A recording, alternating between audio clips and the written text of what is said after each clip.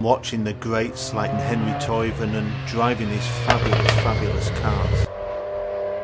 It's just memories of childhood. Not ever thinking for 1 minute that I would own one, or touch one, or even drive one.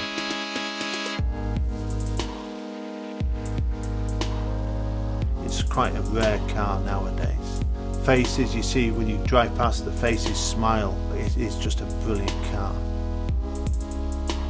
The MG Metro 6R4 was probably thought up in the early 80s when Group B was announced, and they realised that rallying sold cars and they had to build a car to compete on the world stage. So the Metro 6R4 was then developed.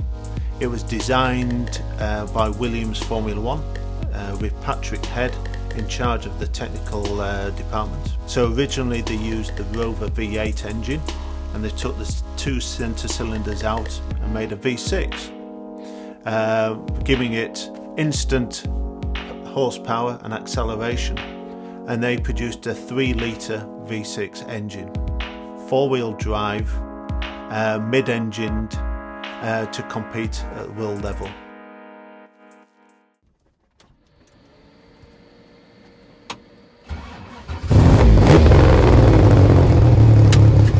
To drive, you really have to hold on to it and grab a hold of it by the scruff of the neck to make the most of that car. If not, it will have you in the hedgeback. There's no two ways about it. It's smelly, it's very, very noisy. You've got a big V6 bellowing just behind your head.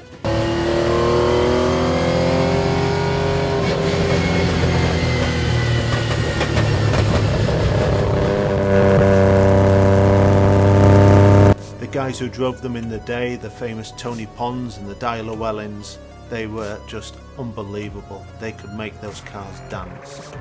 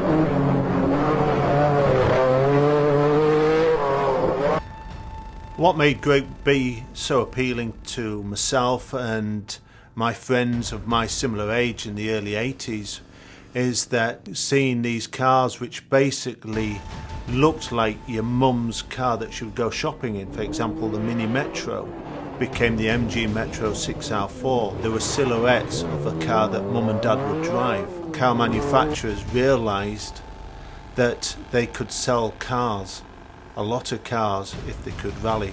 There were 4-wheel drive, most of them. They had turbochargers, huge engines in them, and they would sound fantastic with flames leaping out of the exhaust, and that's what people wanted to see. They wanted to see and hear those sorts of cars. The demise of Group B really became in the late 86, 87.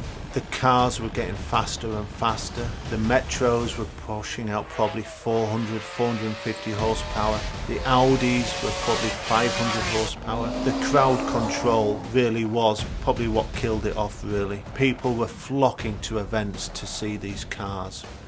And you would see footage today of cars going through people, pushing the people apart on rally stages. And unfortunately the inevitable happened. A car went off and went into the spectators and killed them. Henry Toivonen went off in Corsica and was killed. And then the governing body really said, that's it, we've got to call it a day, we've got to stop all this, it's getting out of hand. And then Group B was finished, unfortunately.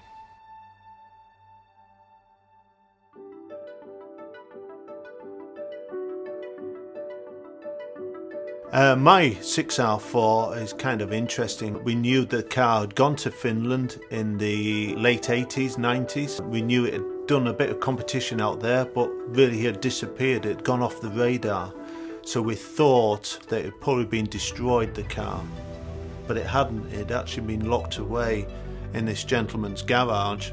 Brought out very occasionally.